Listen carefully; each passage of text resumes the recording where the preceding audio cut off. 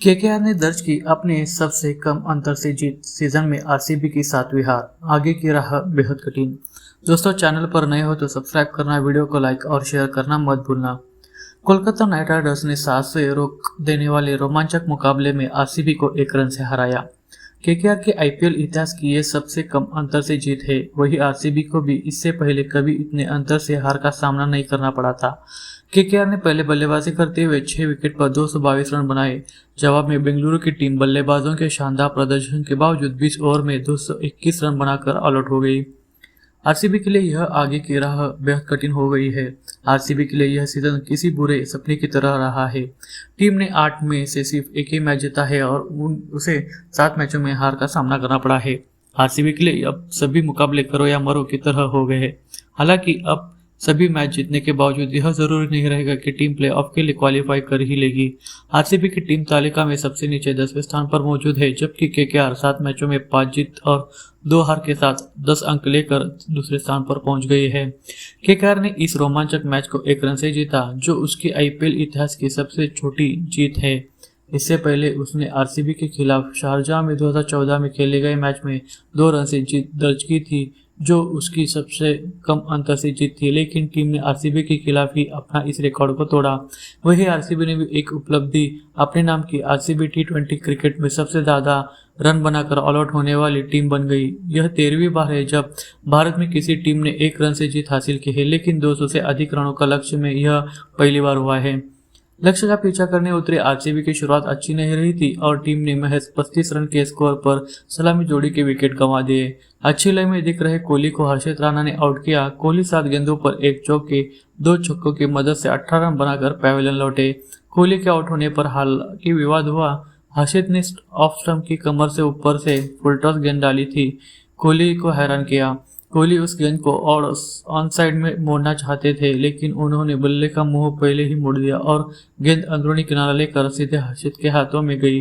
कोहली ने तुरंत डीआरएसी लिया। कोहली का मानना था कि गेंद कमर के ऊपर थी और इसे नो बॉल करा दिया जाए। हालांकि टीवी अंपायर ने हॉक आई स्टंप का सहारा लिया और उनके अनुसार कोहली क्रीज से आगे बढ़े थे और गेंद डिप कर रही थी, इसलिए कोहली का आउट दिया। लेकिन कोहली तीसरे अंपायर के फैसले से निराश हुए। उसके कुछ ही देर बाद वरुण चक्रवर्ती ने डुप्लेसी को पैवेलियन भेजा, जो 7 रन बनाकर आउट हुए। खराब शुरुआत के बाद विल जैक्स, रजत पाटीदार ने धुआंधार बल्लेबाजी करते हुए आरसीबी की पारी को संभाला। दोनों बल्लेबाजों ने तेजी से रन बनाने शुरू किए और केकेआर के हर गेंदबाजों को विकेट के लिए तरसा दिया। जैक्स और पाटीदार ने तीसरे विकेट के लिए 102 रनों की साझेदारी की। इसी दौरान विल जैक्स ने आईपीएल करियर का अपना पहला अर्धशतक पूरा किया। जैक्स का आईपीएल में यह तीसरा ही मुकाबला था, जबकि इस सीजन अब तक खामोश रहा पाटीदार का बल्ला भी जमकर बोला और उन्होंने भी अर्धशतक जड़ा। जैक्स और पाटीदार की तूफान बल्लेबाजी देख लग रहा था कि आरसीबी इस मुकाबले को आसानी से जीत जाएगी, लेकिन रसेल ने पहले ही जैक्स को आउट कर साझेदारी को तोड़ा।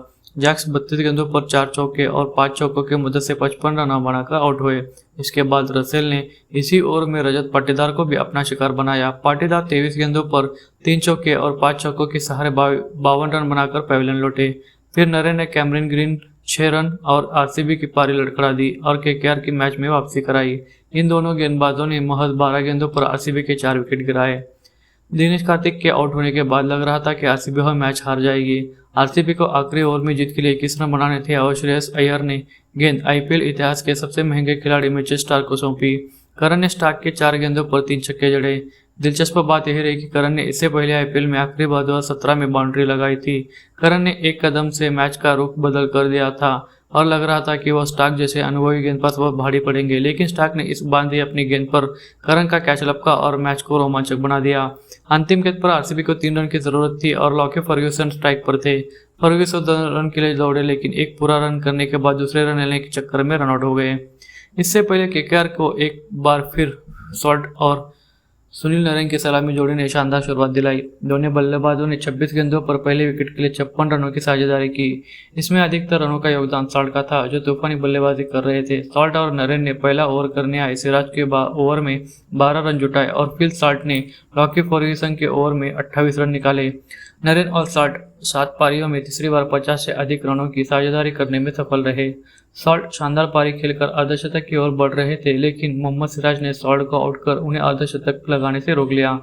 सॉल्ट और नरेन की आतिशी पारी के बाद यश दयाल और कैमरन ग्रीन ने मैच में आरसीबी की वापसी कराई।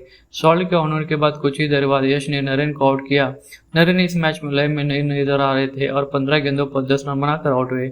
इसके बाद अंगक्रुश रघुवंशी को भी यश दयाल ने पवेलियन भेजा। रघुवंशी ने 3 रन बनाए। वेंकटेश अय्यर ने मैदान पर उतरने के साथ ही कुछ अच्छे शॉट खेले और 3 चौके लगाए, लेकिन ग्रीन ने लॉमरोर के हाथों कैच कराकर उनकी पारी का अंत किया। वेंकटेश ने 8 गेंदों पर 16 रन बनाए। इस तरह एक समय केकेआर की पारी पूरी तरह लड़खड़ाई गई और टीम ने 97 रन पर 4 विकेट गंवाए थे। अच्छी शुरुआत के बाद झटकों से केकेआर को श्रेयस अय्यर ने संभाला। उन्होंने रिंकू सिंह के साथ मिलकर 5वें विकेट के लिए 40 रनों की साझेदारी की। लगातार झटके लगने के केकेआर की रणनीति पर प्रभाव पड़ा। जहां टीम पावर प्ले में 12.5 रन रेट से रन बनाए थे, वहीं मध्य ओवरों में उनका रन रेट 8 पर पहुंचा। श्रेयस अय्यर ने इस दौरान धीमी बल्लेबाजी की, लेकिन बीच में हाथ खोले। रिंकू के साथ उनकी साझेदारी को लॉकी फर्ग्यूसन ने तोड़ा। रिंकू सिंह 16 गेंदों पर 24 रन बनाकर पवेलियन लौटे। हालांकि श्रेयस अपनी पारी आगे बढ़ाते रहे और मौजूदा आईपीएल का अपना पहला अर्धशतक जड़ा। 50 लगाने के बाद श्रेयस ज्यादा देर अपनी पारी आगे बढ़ा नहीं पाए और बड़ा शॉट खेलकर चक्कर में अपना विकेट गंवा बैठे। श्रेयस को ग्रीन ने आउट किया। श्रेयस 36 गेंदों पर 7 चौके और 1 चौके की मदद से 50 रन बनाए। जब श्रेयस का विकेट गिरा तब केकेआर ने 200 रन भी पूरे नहीं किए थे। श्रेयस के आउट होने के बाद क्रीज पर रमनदीप सिंह उतरे और उन्होंने 19वां ओवर डालने आए। मोहम्मद सिराज के पहले ही 2 गेंदों पर छक्का लगाया और तीसरी गेंद के चौके के लिए भेज दिया।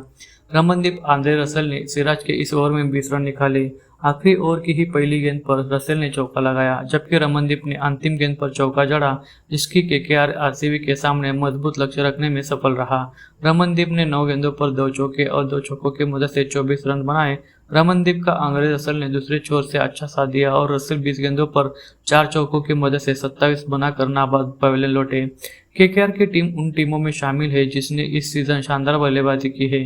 केकेआर की टीम ने इस सीजन तीसरी बार 220 से अधिक का स्कोर बनाया। केकेआर के अलावा आईपीएल 2024 में सिर्फ सनराइजर्स हैदराबाद ही 3 बार इस स्कोर को पार कर चुकी है। किसी आईपीएल सीजन में सबसे ज्यादा 220 से अधिक रन बनाने के मामले में चेन्नई सुपर किंग्स, केकेआर और हैदराबाद संयुक्त रूप से शीर्ष स्थान पर हैं।